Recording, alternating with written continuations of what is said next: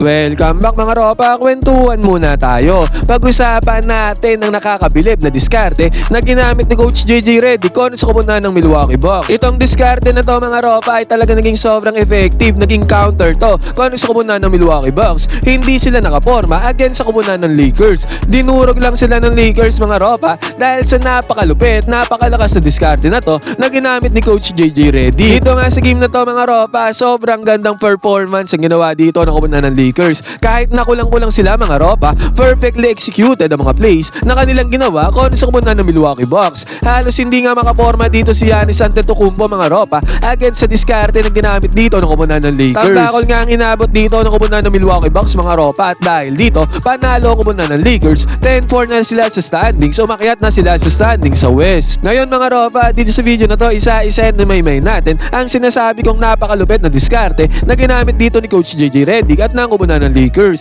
Ito ang game analysis at breakdown. Milwaukee Bucks versus koponan ng Los Angeles Lakers. Simulan na natin to.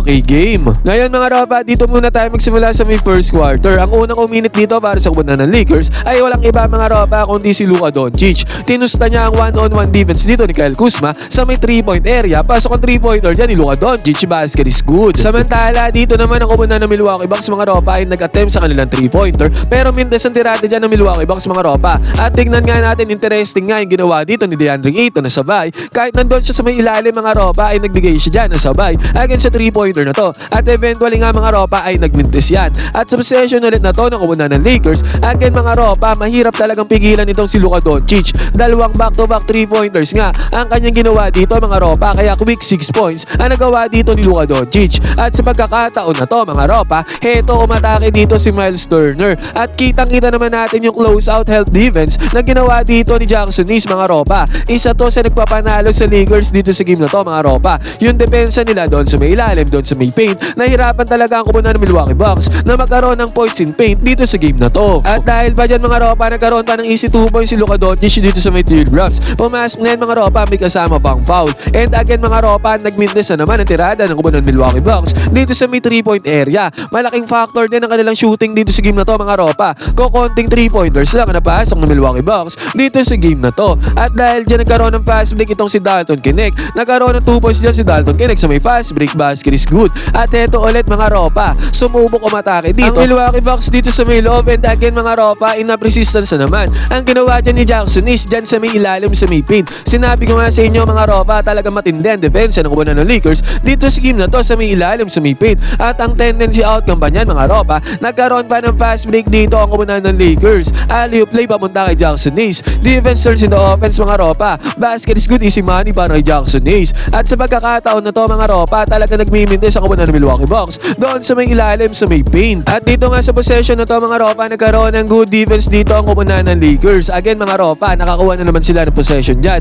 Yun nga lang, hindi naman sila nakapag-convert ng puntos dito, pero still, good defense pa rin yan. Talaga nahihirapan ang koponan ng Milwaukee Bucks doon sa may loob ng koponan ng Lakers. At ang nangyari pa dito mga ropa, nakapukol pa ng 3-pointer dito si Maxi Kleber galing sa pasa ni Luka Doncic. Basket is good yan mga ropa. Kung kaya tong first quarter na to ay natapos sa score na 30-18, lamang kaagad yan ang koponan ng Lakers dito pa lamang sa first quarter. At magbubukas naman ng second quarter mga ropa, inupo dito ni Coach JJ Redick si Luka Doncic, kaya nag-take over mode dito as point guard itong si Austin Reeves mga ropa. At naging sobrang effective naman dito ni Austin Reeves dito nga sa possession na to. Good find ang nagawa niya papunta kay Dalton Knecht doon sa may ilalim, easy 2 points. At after pa nito mga ropa, nagkaroon ulit siya ng good find kay DeAndre Ayton dito sa may paint. Dito nga nag-capitalize naman ang koponan ng Lakers mga ropa sa kanilang points in paint. Actually, na-score nga ng koponan ng Lakers sa points in paint ang koponan ng Milwaukee Bucks. 38-30 yan mga ropa, lamang dyan ang koponan ng Lakers. At ang isa pa sa malaking factor na nangyari dito para sa koponan ng Lakers ay ang laruan dito ni DeAndre Ayton. Dito nga sa possession na to mga ropa, nabigyan ni Austin Reeves ulit si DeAndre Ayton.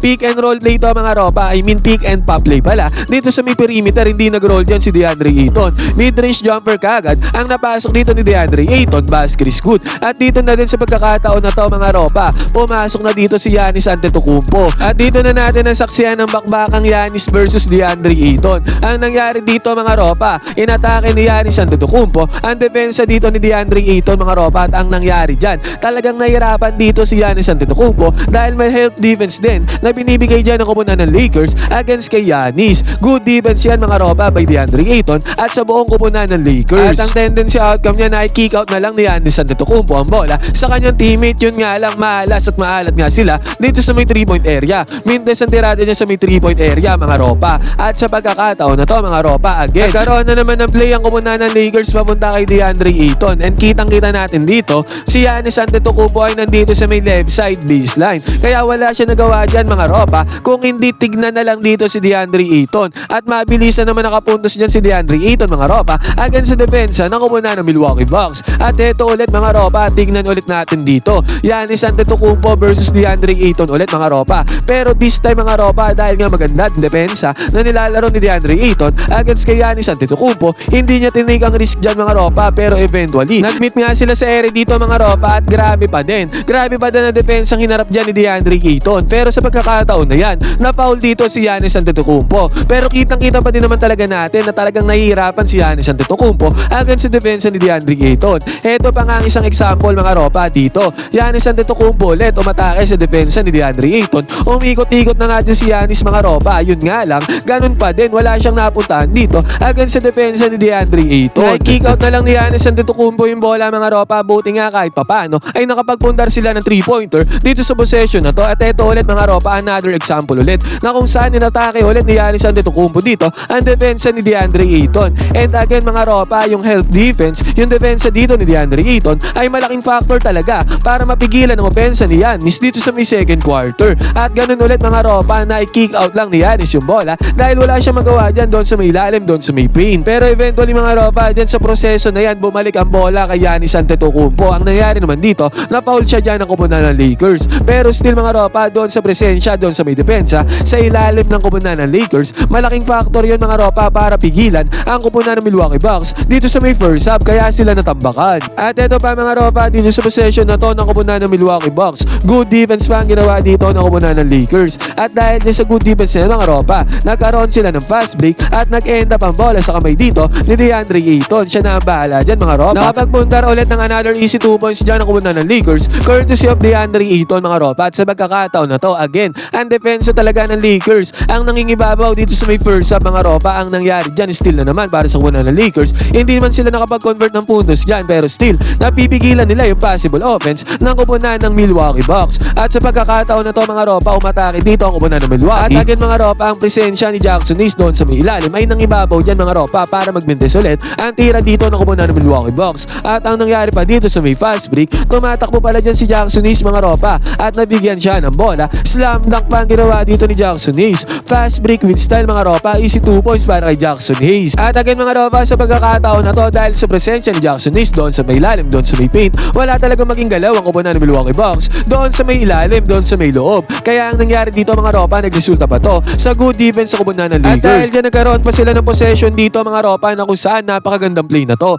Kick out ng bola ni Jackson Hayes papunta kay Dalton Connect dito sa may 3-point area. Defense turns into offense para sa koponan ng Los Angeles Lakers. Basket is good. At eto pa mga ropa, sa senaryo naman na to, kitang-kita natin dito, Giannis Antetokounmpo na naman ang nagmamando ng bola para sa koponan ng Milwaukee Bucks. Susubukan niya sana ng postean dito si DeAndre Ayton mga ropa, pero magandang help defense naman ang binigay dyan ng koponan ng Lakers. Maganda din naman ang depensa dyan na ginawa ni DeAndre Ayton. Talagang tinatansya ni Giannis Antetokounmpo yung depensa ni DeAndre Ayton mga ropa at pinipili niya na lang i-kick out yung bola dito sa may 3-point area na nagre-resulta nga sa mintes na tirada ng koponan ng Milwaukee Bucks. Dyan talaga sila nadehado mga ropa. Hindi sila makaporma sa inside presence sa depensa ng koponan ng Los Angeles Lakers. At ang tendency outcome pa nito mga ropa, magandang pagmamando pa ng bola ang ginawa dito ni Austin Reeves at napasahan niya si DeAndre Ayton doon sa may ilalim, doon sa may paint. Lamang na lamang ang koponan ng Lakers sa points in paint mga ropa. Easy 2 points na nagawa dyan ni DeAndre Ayton. Basket is good. At dito sa possession na to ng koponan ng Milwaukee Bucks mga ropa, again, Giannis Antetokounmpo ulit ang nagmamando ng bola dito. And again mga ropa, syempre,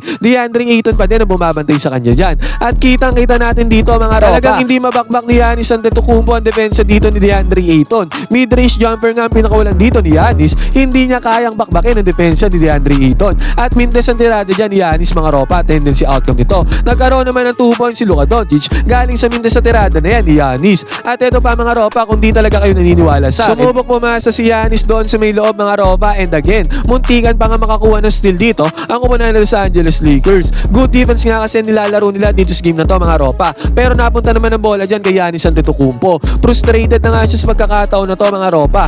nagkaroon siya ng offensive foul dyan against kay Luka Doncic. Good positioning kay Luka Doncic mga ropa, good defense yan para matawagan ng charging foul dito itong si Giannis Antetokounmpo. At dito sa last possession ng Lakers sa may second quarter, nagkaroon pa nga ng buzzer beating shot dito itong si Austin Reeves para magkaroon siya ng easy 2 points bago matapos ang second quarter. At dahil nga sa malupit na depensa na ginagawa ng koponan ng Lakers dito sa game na to mga ropa, tumataginting na 63-34 ang score. Nalimitahan nila ang koponan ng Milwaukee Bucks sa 34 points dito sa may first half at tumataginting na 29 points ang kalamangan nila pagpasok ng second half. At pagpasok naman ng second half mga ropa, again, ganoon pa din naman ang depensang nilalaro nila, hindi nagbabago. Napipigilan talaga nila si Giannis Antetokounmpo doon sa may ilalim, doon sa may paint. At nagre-resulta pa to sa mga gandang plays nila. Luka Doncic papunta kay DeAndre Ayton, pick and roll gameplay to mga ropa. Easy 2 points para kay DeAndre Ayton, basket is good. Tumataginting na 20 points with 10 rebounds nga nagawa ni DeAndre Ayton dito sa game na to. Solid performance again mga ropa, double-double para kay DeAndre Ayton. At again mga ropa, turnover ulit para sa kupunan ng Milwaukee Bucks. Talagang nasisira sila against sa depensa ng kupunan ng Lakers. At ang tendency outcome pa dyan mga ropa, nagkaroon naman ng alley-oop play dito si Austin Reeves. Papunta ulit kay DeAndre Ayton. Easy 2 points ulit ang nagawa dyan ng kupunan ng Lakers, basket is good. At dito sa possession na to ng kupunan ng Milwaukee Bucks, si Ryan Rollins na nagmamando ng bola dito para sa kanila mga ropa. At naiwanan niya ang primary defender dito sa may ibabaw, pero grabe talaga ang close out, ang presensya, ang impact ni DeAndre Ayton doon sa may ilalim, doon sa may paint. Nagbago ang tira dito ni Ryan Rollins mga ropa, enough resistance siya na binigay ni DeAndre Ayton doon sa may paint. Basket is not good para kay Ryan Rollins, good defense naman para kay DeAndre Ayton. At eto mga ropa, dito sa possession na to, heto ang gustong gusto ko. Ang nangyari dito, talagang pinilit na ni Giannis Antetokounmpo ang depensa dito ni DeAndre Ayton doon sa may ilalim. At kitang-kita natin dyan mga ropa, kahit anong gawing bomba ni Giannis Antetokounmpo, talagang hindi umaatras itong si DeAndre Ayton. Nag-help defense nga dyan si Luka Doncic mga ropa, pero sa pagkakataon na to, mas nangibabaw dyan si Giannis Antetokounmpo, pero still, nakita natin kung gaano siya kahirap against kay DeAndre Ayton. At ito ba mga ropa, kung di kayo naniniwala, again, Giannis Antetokounmpo ulit ang nagumando ng bola dito at kitang-kita natin, hindi niya ma-atake ang depensa ni DeAndre Ayton dito sa may perimeter, hindi niya mapwersa Kaya ang tendency outcome nito, pinasa niya na lang yung bola dito sa may left side. Buti nga mga ropa na ipasok to ng kanyang teammate, pero eventually nga mga ropa, dahil dyan sa depensa ni DeAndre Ayton at ang kupunan ng Lakers doon sa may ilalim, doon sa may paint, hindi nga nakaporma throughout this game ang kupunan ng Milwaukee Bucks dyan sa may ilalim. At ito pa mga ropa, another possession dito ng kupunan ng Milwaukee Bucks na kung saan Giannis Antetokounmpo versus ulit sa depensa ni DeAndre Ayton. Again mga ropa, kitang-kita natin dito, hindi talaga maiurong ni Giannis Antetokounmpo ang depensa ni DeAndre Ayton doon sa may ilalim. Kahit anong pilit niya dyan mga ropa, talagang hirap na hirap siya dyan mga ropa. At ang tendency outcome naman yan, the foul naman ni DeAndre Ayton dito si Giannis Antetokounmpo, pero still mga ropa, hirap talaga makapunto sa kupunan ng Milwaukee Bucks doon sa may ilalim, doon sa may paint. At ito mga ropa, tignan nyo nung nailabas dito si DeAndre Ayton, sunod-sunod na points in paint na nagawa dito ng kupunan ng Milwaukee Bucks. Kasi nga mga ropa, grabe ang presensya ni DeAndre Ayton doon sa may ilalim para sa kupunan ng Lakers. At dahil nga sa solid defense sa kupunan ng Lakers doon sa may ilalim, doon sa may paint mga ropa, natapos ang game na to sa score na 119-95. 24 points na tumataginting ang naging tambakol dito ng kupunan ng Milwaukee Bucks. Lahat yun mga ropa dahil sa magandang diskarte na ginawa ng Lakers dito sa game na to. Ngayon mga ropa, ano masasabi nyo sa magandang diskarte na ginawa dito ni Coach JJ Redick at ng kupunan ng Lakers? Pwede kayo mag-comment dyan sa baba, ninyong opinion. Magkwentuhan tayo.